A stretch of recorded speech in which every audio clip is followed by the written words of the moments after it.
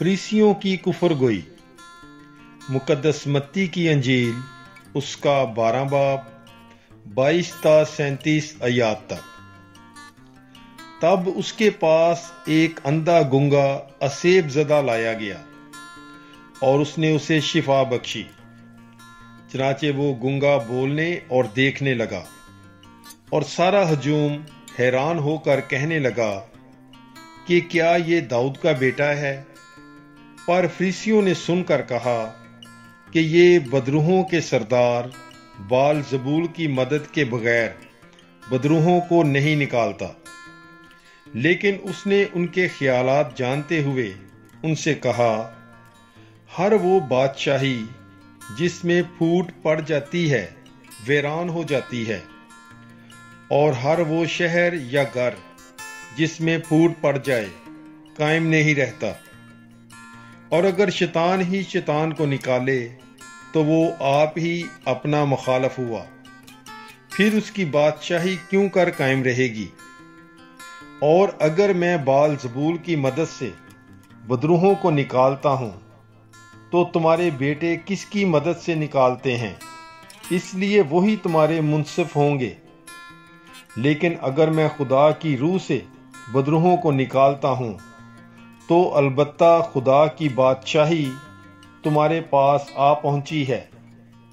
या क्यों कर कोई किसी जोरावर के घर में घुसकर उसका असबाब लूट सकता है जब तक कि पहले उस जोरावर को ना बांध ले, फिर उसका घर लूट लेगा। जो मेरे साथ नहीं वो मेरे खिलाफ है, और जो मेरे साथ जमा नहीं करता वो बखेरता है। इसलिए मैं तुमसे कहता हूं कि आदमियों का हर गुनाह और कुफर माफ किया जाएगा, मगर जो कुफर रूह के हक में हो वो माफ ना किया जाएगा।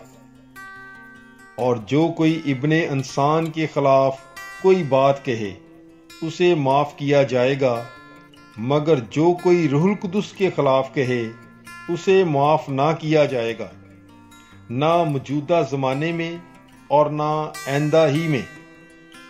या तो दरख्त को अच्छा कहो और उसके फल को भी अच्छा, या दरख्त को रद्दी कहो और उसका फल भी रद्दी, क्योंकि दरख्त फल ही से पहचाना जाता है।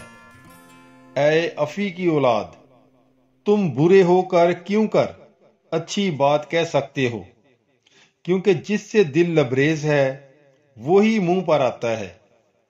अच्छा आदमी अच्छे खजाने से अच्छी चीजें निकालता है, और बुरा आदमी बुरे खजाने से बुरी चीजें निकालता है।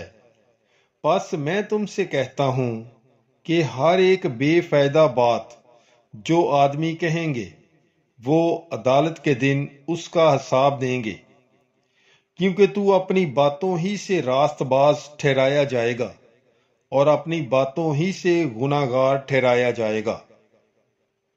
पाकलाम के पढ़े और सुने जाने पर खुदावंद की बरकत हो, खुदा का शुक्र हो। God bless you. Bible is life.